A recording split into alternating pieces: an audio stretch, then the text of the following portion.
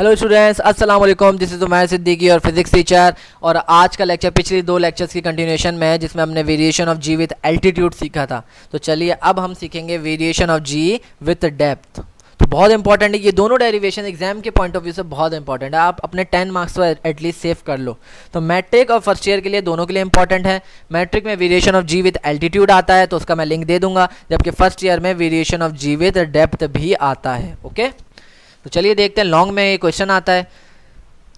तो बेटा कंसीडर करो कि आप जो चलते हो अर्थ पे, जो वॉक करते हो, तो आप बेसिकली इसकी सरफेस पे वॉक कर रहे हो। तो ये ऐसा राउंड सरफेस है, उस पर वॉक कर रहे होते हो। तो ये इतना बड़ा सर्कल है कि आपको वो एक फ्लैट नज़र आ रहा होता है। ठीक है, तो अर्थ तो स्पिन कर रहा होता है और आप इस पर मूव कर रहे होते हो। तो इसको याद रखना। ठीक है, अब देखो ये आपके पास है अर्थ। ठीक है, अब हम सीखने वाले हैं डेप्थ में अगर जाएं तो जी पे क्या फ़र्क पड़ेगा। ये अर्थ है मेरे पास, इस पे मैं बैठा हुआ होऊंगा। ठीक है भाई, तो इस यहाँ सेंटर से लेकर अर्थ तक का डिस्टेंस कितना होता है, रेडियस ऑफ अर्थ होता है। तो यहाँ मेरे पास कोई मास है, यहाँ मैं बैठा हूँ, ये मेरा मास है। ठीक है ना। अब क्या मैं इसकी खुदाई करता हूँ, मैं डिगिंग शुरू करता हूँ। डिगिंग कर करके मैं कितना आ जाता हूँ, थोड़ा नीचे क्रॉस कर देता हूँ। कितनी डेप्थ में आ गया मेरा मास, मैं खुद कितना नीचे आ गया, इतना नीचे आ गया डेप्थ में अर्थ की। तो अब बेटा मेरे पास एक नया रेडियस बन गया, एक नया सर्कल बन गया, इसका नया रेडियस होगा। तो बेटा जो इसका रेडियस होगा वो हमें निकालना है। अब जो हमारी वैल्यू है, अब अट्रैक्शन बढ़ गई ना दोनों के दरमियान में ही। देखो ये मास ऑफ अर्थ है, सॉरी ये मास ऑफ अर्थ है। ओके, ये मेरा मास है। अब इन दोनों के दरमियान डिस्टेंस कितना हो गया, क्योंकि आपको पता है न्यूटन लॉ किस पे लगता है, दो मासेस के दरमियान का डिस्टेंस। देखो जी m1 m2 over R E square होता है। तो हमारे पास पहला मास आ गया और दूसरा मास। अब इन दोनों के दरमियान का डिस्टेंस इतना रह गया ना, तो हम इतना डिस्टेंस चाहिए। तो वो कैसे निकालें, तो वो निकालने का तरीका क्या है बेटा, देखो यहाँ से यहाँ तक आर ई, और जितना डेप्थ में खुदाई करके नीचे गया वो डेप्थ थी। तो बीच का डिस्टेंस कैसे आएगा, दोनों को माइनस कर दो ना भाई। ये 1 है और ये टोटल 3 था, तो 3 में से 1 माइनस करो तो आ जाएगा 2।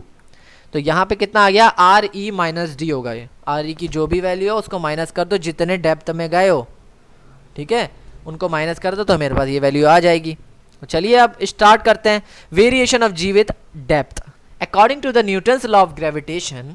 क्या कहता है वो कि g equals to G M E over R E square. बेटा पिछली में समझा दिया था मैंने किस तरीके से आई, कि force equals to ji m1 m2, ये तमाम चीज़ें मैंने डाल चुका था। तो वहाँ देख लेना, मास ऑफ अर्थ और डेंसिटी ऑफ अर्थ भी मैंने सिखा दिया है उसमें। ठीक है, तो अब यहाँ पे जब ये हमारे पास पता लग गया कि g equals to G M E over R E square के बराबर होता है, तो मास ऑफ अर्थ किसके बराबर है, मास ऑफ अर्थ होता है हमारे पास बराबर 4 pi over 3 R E cube into density. ये जो सिंबल है बेटा ये हमारे पास डेंसिटी का है, ये वाला, ये हमारे पास डेंसिटी है। अब बोलो सर ये कैसे आया, तो बेटा इसका भी तरीका है, टेंशन नहीं है। क्या है, density equals to mass upon volume होता है, बिल्कुल होता है। डेंसिटी क्या सिंबल डाल दिया मैंने, rho symbol, equals to M E, mass किसका है, मास ऑफ अर्थ, और वॉल्यूम किसका, वॉल्यूम ऑफ अर्थ। आपको पता है अर्थ का वॉल्यूम कैसे निकलेगा, देखो अभी मास को मैंने एक तरफ कर दिया और इन दोनों को मैंने मल्टीप्लाई करा दिया, तो ये वहाँ जाके मल्टीप्लाई हुआ, तो ये मेरे पास ये नई इक्वेशन बन गई। तो मैं मास ऑफ अर्थ बता रहा हूँ कि ये वैल्यू कैसे आई। तो ये बेटा ऐसे आई कि आपको पता है since earth has a spherical shape, earth sphere की तरह है, तो वॉल्यूम भी किसका होगा, स्फीयर का। स्फीयर का वॉल्यूम किसके बराबर होता है, v equals to 4/3 pi R cube, इसके बराबर होता है भाई। तो चलिए देखते हैं यहाँ पे r क्या है, रेडियस ऑफ अर्थ, तो आर ई क्यूब हो जाएगा ना। चलिए तो ये हो जाएगा आर ई क्यूब। तो मैं यहाँ पे वैल्यू डाल दूँ, डाल देता हूँ। तो मेरे पास क्या बन जाएगा, m E equals to rho 4/3 pi R cube. यही तो बना बेटा, रॉ बस आगे लिख दिया मैंने। ठीक है, तो ये इस तरीके से आया है। ओके, चलिए बाय पुटिंग इन इक्वेशन 1, अब मैं पहली इक्वेशन में पुट कर देता हूँ, यहाँ पर एम ई की वैल्यू पुट करता हूँ, तो देखो क्या बनता है। जब वैल्यू पुट करी तो बन गया 4 पाई आर की क्यूब, ये तमाम वैल्यूज आ गई। अब देखो गौर से, तो ये आर ई स्क्वायर पूरा कट जाएगा, इन दोनों से कटेगा ना भाई, तो ऊपर एक आर ई रह जाएगा और 3 हमारे पास नीचे आ जाएगा। तो जब आर ई स्क्वायर को भगा दिया तो अब क्या बना, 4 pi by 3 R E rho g. ठीक है जी, ये हो गया हमारे पास। अब ये इक्वेशन नंबर 2 बन गई। अब सारी बात करते हैं डेप्थ पर आने की। अब डेप्थ पर आते हो तो क्या होता है, जब खुदाई करके नीचे आते हो। तो एट डेप्थ जी की वैल्यू क्या हो जाएगी बेटा, जी की वैल्यू हो जाएगी 4π/3 आर ई बराबर हो जाएगा, यानी कि which is distance between both mass और मास ऑफ अर्थ। कितना हो जाएगा मेरे पास, R E minus D. So R E की जगह बस मैंने पुट कर दिया आर ई माइनस डी, क्योंकि अब नया डिस्टेंस आ गया। तो अगर डेप्थ में जाते हो तो इसके बराबर हो जाएगा। तो बेटा ये देखो, ये मैं जब ऊपर था ना इनिशियली, तो मैं जब नीचे आऊँगा ऐसे करके, तो मेरे पास क्या हो जाएगी वैल्यू, ये दोनों आ गई मेरे पास इक्वेशन। मानते हो ना भाई, जी डैश क्या है, मतलब डेप्थ में कितना हो जाएगा।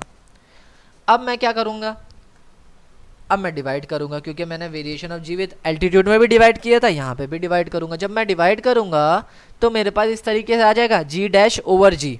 सो डिवाइडिंग इक्वेशन 3/2, तो 2 को नीचे रखना है।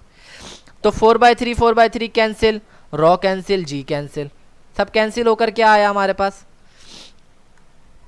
Are E minus D over R E. LCM को ब्रेक कर दूं, यानी कि आर ई दोनों के साथ लिख देता हूँ। तो मैंने आर ई ओवर आर ई लिख दिया और डी ओवर आर ई लिख दिया। तो आर ई से आर ई कैंसिल, कैंसिल, ये हो जाएगा 1 माइनस डी ओवर आर ई। बेटा हमें जी डैश निकालना था, तो जी उधर चले जाएगा, जब उधर गया तो क्या बनेगा, ये बन जाएगा। ओके,